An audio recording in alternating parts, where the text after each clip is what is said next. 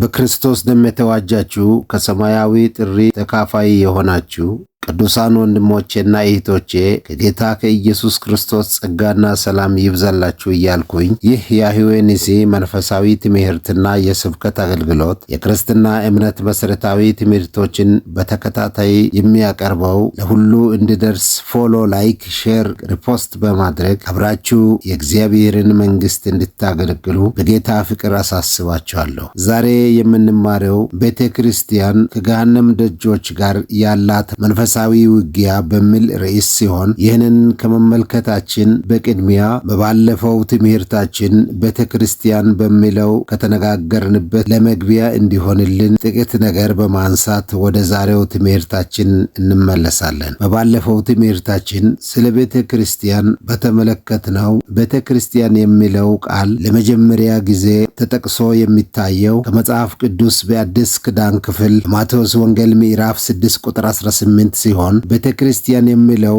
ቃል ከግሪኩ ኤክሌሽያ ከሚለው ቃል የተተረጎመ ሲሆን ኤክሌሽያ የሚለው የግሪኩ ቃል ኤክካሌዮ ከሚለው ቃል የተገኘ ኤክ የሚለው መውጣት ማለት ሲሆን ካሌኦ ደግሞ መጠራት፣ በአንድነት ሲጣመሩ ተጠርቶ የወጣ የሚለውን ትርጉም ይሰጠናል። ይህም ተጠርተውና ተመርጠው ከዓለም የወጡ የምርጦች ጉባኤ ወይም ስብስብ የሚለውን ትርጉም ይሰጠናል። ኢየሱስ በምድር በነበረበት ዘመን በግሪኩ ማህበረሰብ ዘንድ ይህ የተለመደ አጠራር ሲሆን ኢየሱስ በማቴዎስ ወንጌል ምዕራፍ 16 ቁጥር 18 ቤተክርስቲያንን በማለቱ ከዓለም ተጠርተውና ተመርጠው የተሰበሰቡ የኢየሱስ ክርስቶስ ምርጦች ማህበር ወይም ጉባኤ መሆኑን ጌታ ራሱ አመልክቷል። ከዚህ እንደምንረዳው ቤተክርስቲያን ስንል በተለምዶ እንደሚጠራውና እንደሚታወቀው የክርስቲያኖች የመሰብሰቢያ ህንፃ፣ አዳራሽ ወይም የመቃብር ስፍራ የሚገልጽ ሳይሆን ቤተ ክርስቲያን ሲባል ከዓለም ተጠርተው የወጡ በክርስቶስ ክቡር ደም ታጥበው የተቀደሱ የእግዚአብሔር መንግስት ዜጎች የሆኑ የዳኑ ክርስቲያኖች ስብስብ ወይም ጉባኤ እንደሆነ በባለፈው ትምህርታችን በሚገባ የተነጋገርንበት የሚታወስ ነው። ወደ ዛሬው ትምህርታችን ስንመለስ ቤተ ክርስቲያን ማለትም በክርስቶስ አምነው የዳኑት ክርስቲያኖች ከገሃነም ደጆች ጋር ያለው መንፈሳዊ ውጊያ የሚል ሲሆን ቀደም ሲል እንደተጠቀሰው በማቴዎስ ወንጌል ምዕራፍ 16 ቁጥር 18ን በማንበብ እንጀምራለን። ክፍሉ እንዲህ ይላል፣ እኔም እልሃለሁ አንተ ጴጥሮስ ነህ፣ በዚችም ዓለት ላይ ቤተ ክርስቲያንን እሰራለሁ፣ የገሃነም ደጆችም አይችሏትም ይላል። ሐዋርያው ጴጥሮስ ኢየሱስን አንተ ክርስቶስ የሕያው እግዚአብሔር ልጅ ነህ ባለው በዚህ የምስክርነት ቃል ጌታ ኢየሱስ በዚች ዓለት ቤተ ክርስቲያንን እሰራለሁ፣ የገሃነም ደጆችም አይችሏትም ብሏል። ይህ ቤተ ክርስቲያንን የገሃነም ደጆች አይችሏትም የሚለው በቤተ ክርስቲያን እና በገሃነም ደጆች መካከል ያለውን ብርቱ ፍልሚያ የሚያመለክት እና ቤተ ክርስቲያንን የገሃነም ደጆች እንደማይችሏት የሚያመለክት የመጽሐፍ ቅዱስ ክፍል ነው። የገሃነም ደጆች የሚለው በዕብራይስጡ ሲኦል ከሚለው ቃል ጋር ተመሳሳይነት ያለው ሲሆን በግሪኩ ደግሞ የሙታን መናፍስት ቦታ ማለት ነው። እነዚህ የሙታን መናፍስት እነማን ናቸው የሚለውን ጥያቄ ስናነሳ ዕብራውያን ምዕራፍ 2 ቁጥር 15 በሞት ላይ ስልጣን ያለው ዲያብሎስ ነው ተብሎ የተጠቀሰው በሙታን ላይ ስልጣን ያለው ዲያብሎስ እና ተከታይ መናፍስቱ የሙታን መናፍስት መባላቸውን አለቃቸው ዲያብሎስ በሞት ላይ ስልጣን ያለው ዲያብሎስ ነው ተብሎ የተጠቀሰው መልስ ይሆነናል። የሙታን መናፍስት አለቃቸው ዲያብሎስ በሞት ላይ የነበረውን ስልጣን ስንመለከት በአንደኛ ቆሮንቶስ ምዕራፍ 15 ቁጥር 55 ሞት ሆይ መውጊያህ የት አለ? ሲኦል ሆይ ድል መንሳትህ የት አለ? የሞት መውጊያ ኃጢአት ነው ተብሎ እንደተጻፈው ደግሞም በያዕቆብ ምዕራፍ 1 ቁጥር 15 ምኞት ጸንሳ ኃጢአትን ትወልዳለች፣ ኃጢአትም ካደገች በኋላ ሞትን ትወልዳለች እንዳለው ከመጀመሪያ ሰዎች ከአዳምና ከሔዋን ጀምሮ ሔዋንን በገነት አትብሉ ከተባለው የዛፍ ፍሬ በማሳየት ስለ ዛፉ ፍሬው መልካምነቱን ደጋግሞ እየነዘነዘ በማውራት እና በአእምሮዋ በመሳል ሔዋንም ወስዳ በላች። አዳምም ከእርሷ ጋር በላ፣ ውጤቱም ሞትን ወለደ። ከዚያ ጊዜ ጀምሮ ሰዎችን ወደ ኃጢአት በመምራት የሞት መውጊያ ወይም መንደፊያ መርዙ በዲያብሎስ እጅ ስላለ በተፈጥሮ ጥበቡ በእውቀቱና ስልቱ እየተጠቀመ የሰውን ዘር ኃጢአትን በማሰራት የሰውን ልጆች ወደ ሞት ወደ ሲኦል የሚነዳ የሙታን መናፍስት አለቃ እንደሆነ በዚሁ ይታወቃል። ዲያብሎስ የሙታን መናፍስት አለቃ ሲሆን በራእይ ምዕራፍ 20 ቁጥር 8 እርሱን ጨምሮ ርኩሳን መናፍስት ገና ከአፈጣጠራቸው ብዛታቸው የማይቆጠር እንደ ባህር አሸዋ የሚያህሉ እንደሆነ እናነባለን። የገሃነም ደጆች የተባለው ይህ ወገን የኃጢአት ጅማሬና መነሻ የነበረ ኃጢአትን በመስራት ከሰማይ የወደቀ በዚህ ምክንያት ከመሬት በታች ማለቂያና መጨረሻው በማይታወቅ ጥልቅ ጉድጓድ እስከ ፍርድ ቀን የታሰረ መናፍስት ሲሆኑ ያልታሰሩ መናፍስት ከአለቃቸው ዲያብሎስ ሹመትን አግኝተው አለቅነትና ስልጣንን የተቀበሉ በሰማያዊ ስፍራ በአየር ላይ በምድር በበረሃ እና ከምድር በታች በጥልቁ ዙፋናቸውን በማኖር ሉቃስ ምዕራፍ 11 ቁጥር 18 እርስ በርስ የማይለያይ መንግስት በመመስረት እግዚአብሔር እና የእግዚአብሔር የሆነውን ሁሉ ማለትም የእግዚአብሔርን መንግስት እና የመንግስቱ አገልጋዮች እግዚአብሔርን ልጆች በመቃወም ላይ ይገኛል። ኤፌሶን ምዕራፍ 6 ከቁጥር 12 ጀምሮ፣ ራእይ ምዕራፍ 2 ቁጥር 13፣ ትንቢተ ኢሳይያስ ምዕራፍ 34 ቁጥር 14፣ ራእይ ምዕራፍ 9 ከቁጥር 1 እስከ 2፣ ሉቃስ ወንጌል ምዕራፍ 8 ከቁጥር 31፣ ሁለተኛ ጴጥሮስ ምዕራፍ 2 ቁጥር 4፣ ይሁዳ ቁጥር 6ን መመልከት እንችላለን። በተለይም ከዚህ በፊት በሰባተኛው ርዕሳችን ስለ ሰይጣን ወይም ስለ ወደቁት መላእክት በሚለው አርዕስት የቀረበውን ትምህርት መመልከት ይቻላል። የገሃነም ደጆች ዋና ተልእኳቸው የእግዚአብሔርን ዕቅድ፣ የእግዚአብሔርን ሕዝብ መቃወም ነው። በዚህ ተልእኳቸው የእግዚአብሔርን ሕዝብ ከእግዚአብሔር ለመለየት ኃጢአትን ማሰራት፣ ከእግዚአብሔር ኅብረት መነጠል፣ በክርስቶስ ካገኙት የመዳን ጎዳና ክርስቲያኖችን ለማሰናከል በብርቱ መጣር፣ ለሰው ልጆች ያለውን የእግዚአብሔርን መልካም ሐሳብን በሚያደርጋቸው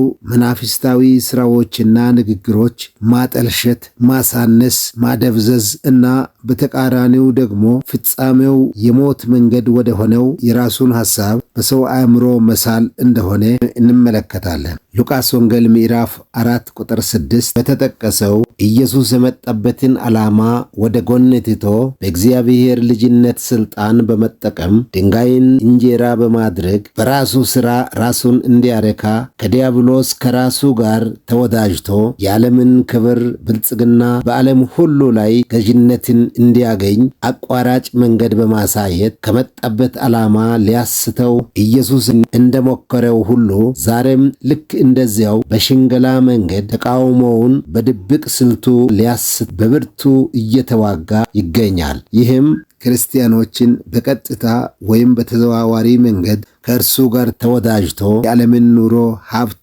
ንብረትና ገንዘብ፣ ደስታ እንዲያገኙ ከእግዚአብሔር ቃል በተቃራኒ በሆነ ሁኔታ በአቋራጭ መንገድ ሌላውን ሰው በመጉዳት ትርፍን፣ ጥቅምን ማግኘት፣ በሙስና፣ በጉቦ፣ እውነት ባልሆነ መንገድ፣ በስርቆት፣ በዝርፊያ፣ በማታለል እና በመሳሰሉት መንገዶች የእግዚአብሔር ሐሳብ በሌለበት ምንም የሰው ሕሊና እያወቀ ቢሆን እንኳ ኃላፊ የሆነውን ምድራዊ ኑሮ ልዩ ልዩ አማራጮችን ማሳየት ይህ የዲያብሎስና ርኩሳን መናፍስት ስልታዊ የውጊያ ዘዴ ነው። በተጨማሪም የገሃነም ደጆች ዋና ተልእኳቸው የእግዚአብሔርን የወደፊት ዕቅድ መቃወም መሆኑን በትንቢተ ዳንኤል ምዕራፍ 10 ከቁጥር 10 እስከ 14 በግልጽ ያሳየናል። ነቢዩ ዳንኤል ስለ እስራኤል ሕዝብ ጉስቁልና በጾም በጸሎት የቀድሞ አባቶችን በደል እኛ በማለት በጫንቃው ተሸክሞ እየተናዘዘ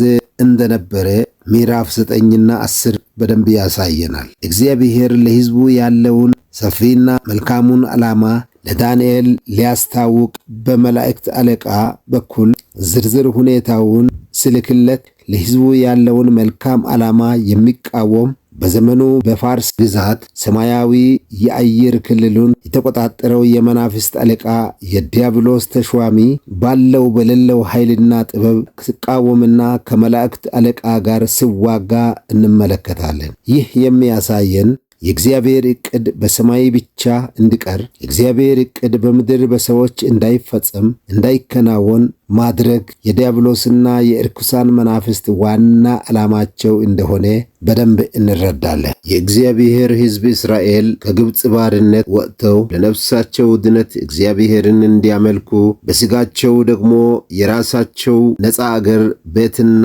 ነፃነት ኑሮ እንዳይኖራቸው በግብፅ ምድር የነበሩ አስማተኞች፣ መተተኞች፣ መዋርተኞች በጥንቆላ ዘዴዎቻቸው በአጋንንት ስልት እጅግ እንደተቃወሟቸው በሁለተኛ ጢሞቴዎስ ምዕራፍ 3 ቁጥር 8 እንደተጠቀሰው የግብፅ ታዋቂ አስማተኞችና መተተኞች ኢያኔስና ኢያንበሬስ እግዚአብሔርን ነቢይ ሙሴን በአስማታቸው መቃወማቸውን እንመለከታለን። ዘጸአት ምዕራፍ 7 ይህንን እናነባለን። እግዚአብሔር በሙሴና በአሮን በትርን እባብ የማድረግ ውሃን ወደ ደም የመቀየር በምድር በውሆች በየስፍራው ሁሉ እንቁራሪቶች እንዲሞሉ ባደረገ ጊዜ የፈርዖን ልብ የእግዚአብሔርን ተአምራት እንዳያምን አስማተኞችም በጋነኖች በኩል ተአምራት በማድረግ የፈርዖንን ልብ በማጽናት የእስራኤልን መውጣት እንዳዘገዩ፣ ነገር ግን በምዕራፍ 8 የእግዚአብሔር ተአምራት እየጨመረ በመሄድ በእነ ሙሴ በኩል በግብፅ ሁሉ በሰው እና በእንስሳ ላይ ቅማል ምዕራፍ 9 ቁጥር 11 እንደምናየው እባጭና ከባድ ቁስል በጠንቋዮችና በአስማተኞች ሁሉ በመሆን በእነ ሙሴ ፊት መቆም እስከማይችሉ ድረስ እንደሆነባቸው ያንን የተመለከቱ አስማተኞችና ሟርተኞች ይህ የእግዚአብሔር ጣት ነው እስክሉ ድረስ እንዳሸነፋቸው እናያለን። የገሃነም ደጆች የእግዚአብሔርን ዓላማ እግዚአብሔር በሕዝቡ ሊያደርግ ያለውን ሰው ሊሆን የተነገረውን ጉዳይ በመናፍስት አሰራር ለማዘግየት ይጥራሉ። ይሁን እንጂ እስራኤል ከግብፅ በመውጣት ነፃነቱን አወጀ። እግዚአብሔር የተናገረውም ሆነላቸው። ደግሞም ቀደም ሲል በተመለከትነው የነቢዩ ዳንኤል የጸሎቱን መልስ የመላእክት አለቃ የሚያመጣበት ጊዜ ከመላእክት አለቃ ጋር የርኩሳን መናፍስት አለቃ በመዋጋት የመላእክት አለቃ ሚካኤል ሊያግዘው መጥቶ ድል እስኪያደርጉ ድረስ የዳንኤልን የጸሎቱን መልስ ለ21 ቀን እንዳዘገየው፣ ከዚህም በተጨማሪ ሐዋርያው ጳውሎስ በአንደኛ ተሰሎንቄ ምዕራፍ 2 ቁጥር 18 ሰይጣን 1 እና 2 ጊዜ አዘገየኝ እንዳለው እግዚአብሔር ለሕዝቡ ሊያደርግ ያሰበውንና የተናገረውን አስቀድመን እንደጠቀስነው በልዩ ልዩ ዘዴዎች እንዳይከናወን በብርቱ ይዋጋል። ካልተሳካም ለማዘገየት ይፍጨረጭራል። ይሁን እንጂ ቤተ ክርስቲያን ማለትም ክርስቲያኖች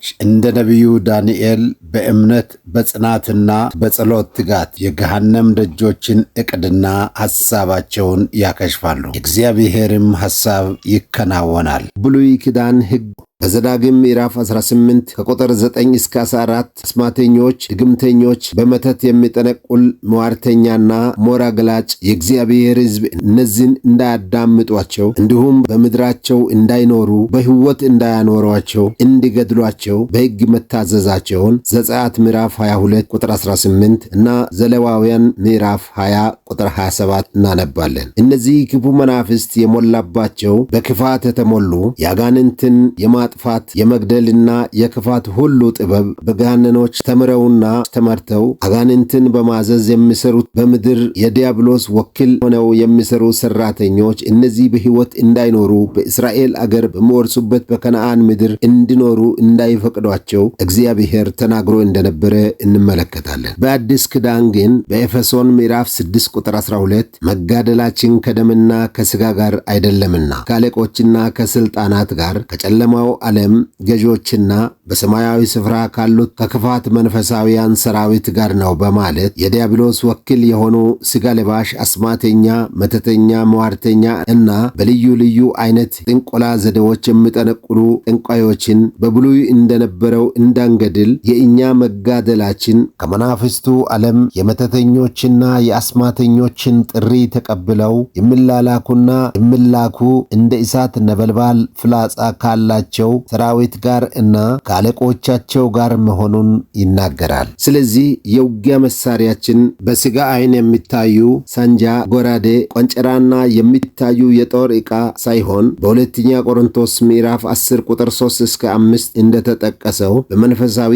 ዓለም ከመናፍስቱ በስውር የሚሰራውን ሴራና ምክር እግርን ለማሰናከል የተዘረጋ ወጥመድና አሽክላ ማንኛውም የጠላት ምሽግ ቢሆን ምሽግን ለመስፈር ብርቱ የሆነ የእግዚአብሔር የዕቃ ጦር መኖሩን ያሳየናል። ይህንን ሐዋርያው ጳውሎስ ለኤፌሶን ቤተ ክርስቲያን ከጻፈላቸው መልእክት ቀጥለን እናያለን። በቅድሚያ ግን በኤፌሶን ከተማ የሆነውን እስቲ እንይ። ይህንን በሐዋርያ ሥራ ምዕራፍ 19 የምናየው ሲሆን እናንተ ክፍሉን እስከ መጨረሻ አንብቡ። ሐዋርያው ጳውሎስ ቤተ ክርስቲያንን በመመስረት የወንጌልን ምስጢር እያስተማራቸው በኤፌሶን ከተማ 2 ዓመት ያህል ቆይቶ እንደነበረ እናነባለን። በዚህ ምዕራፍ ቁጥር 19 እና 20 እንደተገለጸው ኤፌሶን ከተማ ብዙ አስማተኞች፣ ድግምተኞች፣ ሟርተኞች እና ብዙ ውድ የነበሩ የአስማት ቃሎች የተጻፈባቸው ቃላት እየደጋገሙ በማይታወቅ ቃል ጋኔኖችን የሚጠሩ መጽሐፍ ገላጮች፣ ደብተራዎች፣ በአጠቃላይ የማይታየውን የአጋንንት ዓለም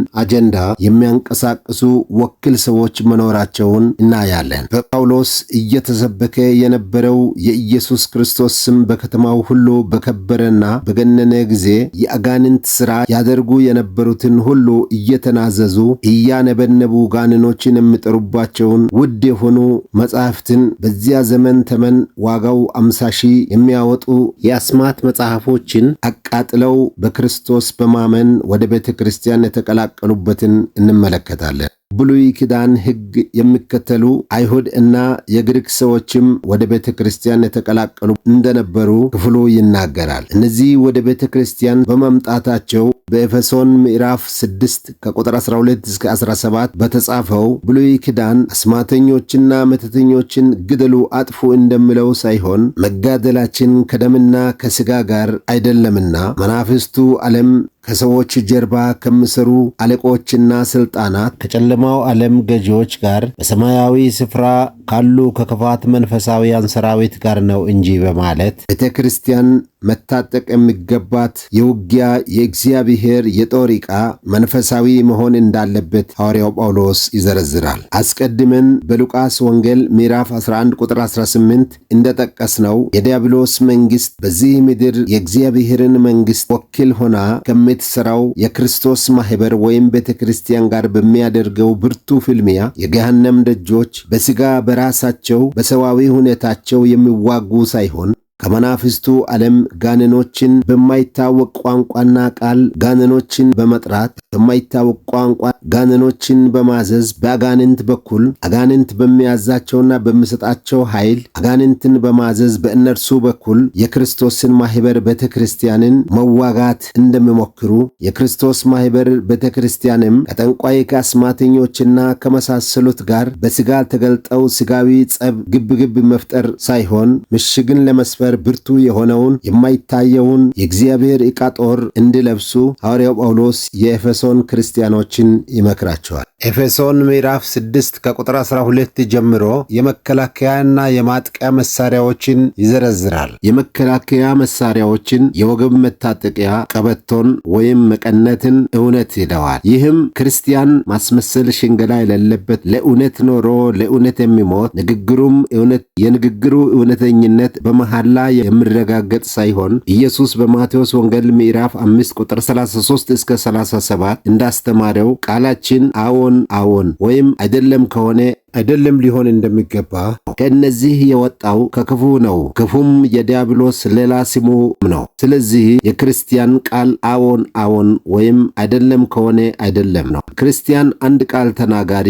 ያውም እውነትን ብቻ የሚናገር ነው። ይህ እውነት የወገብ ቀበቶ ወይም መታጠቂያ ተብሏል። የዲያብሎስ ዕቃ የሆነውን የውሸት ቁራጭ ጨርቅ በወገቡ አሸንፍጦ ወይም አገልድሞ ከዲያብሎስ መዋጋት ውጊያውን ሳይጀምር መሸነፍ ነው። ራእይ ምዕራፍ 21 ከቁጥር 27 እና ምዕራፍ 22:15 ውሸተኛ ውሸትን የሚወዱና የሚያደርጉ እነዚህ ሰዎች በመንግሥተ ሰማያት ከቅድስቲቱ ከተማ ውጪ ናቸው፣ አይገቡባትም ይላቸዋል። እውነት ከሆነው ከክርስቶስ ኢየሱስ ጋር እድል ፈንታ የላቸውምና እውነት ራሱ ጌታ ኢየሱስ ነው። ሌላው የመከላከያ መሳሪያ የጽድቅ ጥሩር ተብሏል። ይህም ሰው በገዛ ሥራው ሳይሆን በክርስቶስ ኢየሱስ በማመን ያገኘው ለዘላለም የሚያስመካ የእግዚአብሔር ጽድቅ ነው። የገሃነም ደጆች ልጆች ተንኮለኞች ስለሆኑ አንተ ኃጢአተኛ ነህ፣ እግዚአብሔር አይቀበልህም፣ ጸሎትህ አይሰማም በማለት የኃጢአት መነሻና ጅማሬ የሆነውን የራሱን ማንነት ሰውሮ እንደ ጻድቅ የእግዚአብሔርን ቃል ለመጥቀስ ይፈልጋል። ይህንን ድምፅ በልባቸው በሐሳባቸው ይሞላል። በዚያን ጊዜ ክርስቲያን ዘራፍ አንተ ማነህ? ኃጢአተኛ ቢሆን ክርስቶስ ስለ ኃጢአቴ ሞቷል፣ ደሙንም አፍስሷል። ዛሬም የሚቀድሰኝ ደሙ ሕያው ትኩስ ነውና ደግሞም ኃጢአተኛ ቢሆን ስለ ኃጢአቴ መናገር ማሳሰብ የሚችለውና በንስሐ እንድታደስ ወደ ክርስቶስ ደም የሚመረኝ መንፈስ ቅዱስ እንጂ አንተ ሰይጣን ጠላቴ ጉዳይ የለህ ወግድ በማለት በልብ ሐሳብ ወይም በአንደበቱ በድፍረት መናገር በክርስቶስ በማመን የጸደቀውን አምኖ መቀበል መናገር የማጥቂያ መሳሪያ ነው። አማኝ በክርስቶስ በማመን ጸድቋል። ድንገት ድካም ቢታይበት እንኳ ዳግም በክርስቶስ ደም ታጥቦ በንስሐ ይታደሳል። ይህ በመንፈስ ቅዱስ አሳሳቢነት የሚሆን እንጂ ርኩሳን መናፍስትን በእግዚአብሔርና በቤተሰቡ መካከል የሚያገባቸው ምንም ጉዳይ የላቸው። ይህንን ክርስቲያን መረዳት በጣም ወሳኝ ነው። ሌላው የመከላከያ መሳሪያ ደግሞ ወንጌልን መጫማት ነው። የእግሩ መጫሚያ በወንጌሉ ቃል ማመን እና እኔ እግዚአብሔር ልጅ ነኝ በማለት በልብ ሐሳብ እና በአንደበቱም ቃል በማውጣት መከላከል ነው። በሰላም ወንጌል እግሮቻችሁ ተጫምተው ቁሙ የሚለው ይህ የእግር ጫማ የሰላም ወንጌል ስለ ክርስቶስ ማዳን የሚነገር የምስራች ዜና ነው። የክርስቲያን ጫማ ወንጌል ነውና ባገኘው አጋጣሚ ኢየሱስ ያድናል ብሎ ያወቀውንና የቻለውን ያህል ስለ ክርስቶስ አዳኝነት፣ ጌትነትና መልካምነት ይናገራል። ይህ የመከላከያ መሳሪያው ነው። ሌላው ደግሞ የክርስቲያን የመከላከያ መሳሪያ የተባለው ጋሻ ነው። ዲያብሎስ የሚንበለበሉትን የክፋት ፍላጻዎች ወደ ክርስቲያን ልብ በመወርወር ሊያቆስለው ዘውትር ይፈልጋል። የክርስቲያንን መንፈስ አስቆጥቶ በእግዚአብሔር ላይ እንድነሳ፣ በእግዚአብሔር ላይ እንድናገር፣ እግዚአብሔርና የራሱን ዕድል የተወለደበትን ቀን እንዲረግም፣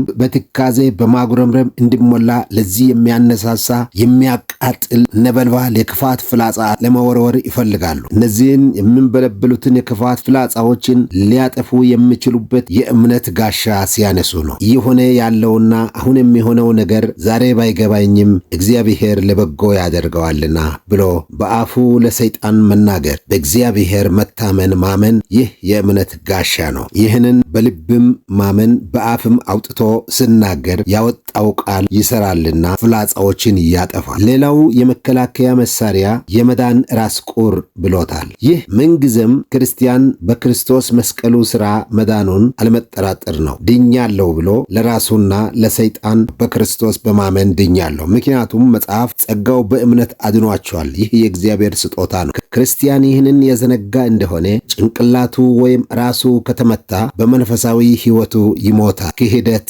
የዲያብሎስ ምርኮኛ ይሆናልና ራስ ከተመታ መዳን የለም። ስለዚህ ራስን መከላከል ነው። ራስ ቁር ወይም በራሱ የሚደፋው ቆብ የመከላከያ መሳሪያ እንደሆነ ይህም በክርስቶስ ያገኘውን የዘላለም ድነት ከሚያጠራጥርና ከሚያሰናክል እምነቱን የሚከላከልበት መሳሪያ ራስ ቁር ተብሎ በዚህ ክፍል ተጠቅሶ እናያለን። ክርስቲያኖች የገሃነም ደጆች የተባሉ ዲያብሎስንና ርኩሳን መናፍስትን ለማጥቃት የሚጠቀምባቸው ሁለቱ መንፈሳዊ የጦር ዕቃዎች የመጀመሪያው የመንፈስ ሰይፍ የተባለው የእግዚአብሔር ቃል ነው። በዮሐንስ ወንጌል ምዕራፍ 6 ቁጥር 63 ኢየሱስ እኔ የነገርኋችሁ ቃል መንፈስ ነው እውነትም ነው በማለት የእግዚአብሔር ቃል መንፈስ እንደሆነ፣ በዚህ ክፍል ደግሞ የመንፈስ ሰይፍ የእግዚአብሔር ቃል ነው ይላል። ምንጊዜም ቢሆን የእግዚአብሔርን ቃል የተጻፈውን ያነበብነው ቢሆን ወይም ደግሞ ተሰብኮ የሰማነውን ተብሎ ተጽፏል እያልን የገሃነም ደጆችን ጭንቅላታቸውን የምንመታበት ጭንቅላቱን ጭፍጭፍ የምናደርግበት የመንፈስ ሰይፍ ነው። በዘዳግም 28 ቁጥር 7 እግዚአብሔር በላይ የሚቆሙትን ጠላቶች በፊት የተመቱ ያደርጋቸዋል፣ በአንድ መንገድ ይመጡብሃል፣ በሰባትም መንገድ ከፊት ይሸሻሉ ያለውን እውነት የሚያረጋግጥ እግዚአብሔርን ቃል እየጠቀስን በምንናገርበት ጊዜ ብትንትን የሚያደርጋቸው መሳሪያ የእግዚአብሔር ቃል ነው። ይህም በቃሉ በማመንና ቃሉን በአንደበታችን ተብሎ ተጽፏል ብለን መናገር ነው። ኢየሱስ ክርስቶስ ዲያብሎስ ፈተና ባመጣበት ጊዜ ተብሎ ተጽፏል ብሎ ይህንን ዘዴ ተጠቅሟል። ማቴዎስ ወንጌል ምዕራፍ 4 ከቁጥር 1 እስከ 10 ማየት እንችላለን። ክርስቲያን እግዚአብሔር በቃሉ የወለደው በቃሉ ወተት ያደገና ዘውትር በእግዚአብሔር ቃል የተቃኘ ሕይወት ያለው እግዚአብሔር ልጅ ነው። በድንገት ለምነሳው የገሃነም ደጆች ትንኮሳ አጸፋዊ ምላሽ ይሰጥ ዘንድ አዎን ቀጣይነት ያለው በቃሉ የተቃኘ ሕይወት ሊኖረው ይገባል። በአንደኛ ጴጥሮስ ምዕራፍ 4 ቁጥር 11 እንደተጻፈው የክርስቲያን ንግግርም ቢሆን እንደ እግዚአብሔር ቃል መሆን አለበት። ምክንያቱም የምናገር ቢሆን እንደ እግዚአብሔር ቃል ይናገር ይላልና። አካሄድም ምልልስም ቢሆን እንዲሁ ሊሆን ይገባል። በመጽሐፍ ቅዱስ የተጻፈው በአዲስ ኪዳን ቢሆን በብሉይ ኪዳን የተጻፈው የተስፋ ቃል በሙሉ እንደ ግል ለክርስቲያን፣ እንደ ቡድን ደግሞ ለክርስቲያኖች በክርስቶስ ኢየሱስ ለሚያምኑት ለእግዚአብሔር ሕዝብ ነውና፣ ስለዚህ በሁለት ወገን የተሳለ ሰይፍ የሆነውን የእግዚአብሔርን ቃል በእምነት አንስተን ተብሎ ተጽፏል እያልን የገሃነም ደጆችን ጭንቅላታቸውን እንቆራርጣለን። በብሉይ ኪዳን ይሁን በአዲስ ኪዳን እግዚአብሔር ቃል የተጻፈው በልጁ በክርስቶስ ኢየሱስ ላመኑበት የተሰጠው የተስፋ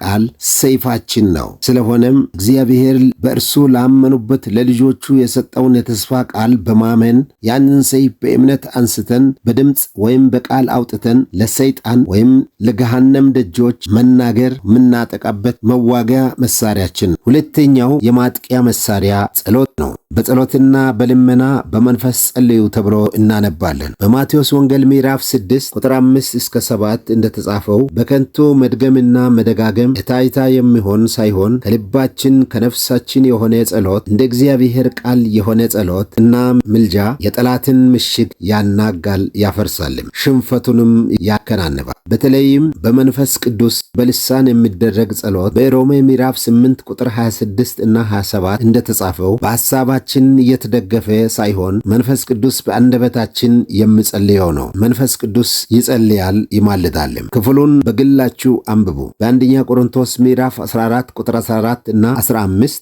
በመንፈስ መጸለይ በመንፈስ መዘመር ተብሏል። በማይታወቅ ቋንቋ መንፈስ ቅዱስ በቅዱሳን አፍ ያደረገው ልመና፣ ምልጃ፣ ምስጋና ሲሆን ይህ ብቻ ሳይሆን በማይታወቅ ቋንቋ ልሳን ስለማይገባን እንጂ በልሳን መናፍስትን መገሰጽ፣ በእግዚአብሔር በመታመን ለመናፍስት መናገር፣ ማቅራራት፣ መሸለልና መፎከር፣ ማመስገን ሁሉ የሚጨምር እንጂ። በመዝሙር 8 ቁጥር 2 ጠላትንና ቀመኛን ለማጥፋት ከሕፃናትና ከሚጠቡ ልጆች አፍ ምስጋናን አዘጋጀህ ተብሎ እንደተጻፈው በልሳን በቅዱሳን አንደበት መንፈስ ራሱ የሚያዘጋጀውና የሚጨምረው ምስጋናና ምልጃ በማናውቃቸው ቋንቋ አጭርና ረዥም ንግግሮች ጸብ አጫሪና ታሪካዊ ጠላታችንን ዲያብሎስን እና ርኩሳን መናፍስትንም ለማጥፋትና ለመበቀል መንፈስ ቅዱስ ሆን ብሎ ለመበቀል በአፋችን የሚጨምረው ነው። እኛም ማንንም ሳንፈራ ሳናፍር ሳንሸማቀቅም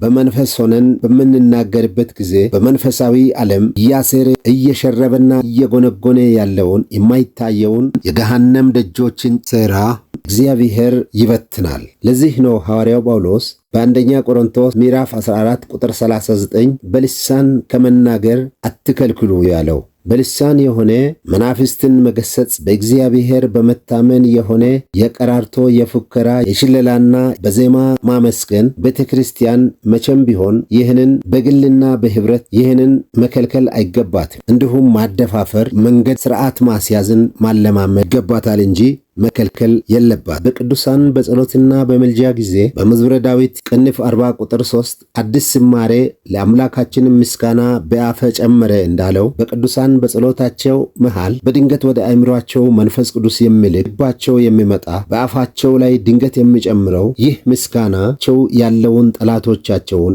በውስጥና በውጭ የሚቃጣባቸውን የርኩሳን መናፍስት ከበባ የሚበትን መሆኑን መቼም ቢሆን ይህንን መዘንጋት የለብንም አይገባንም።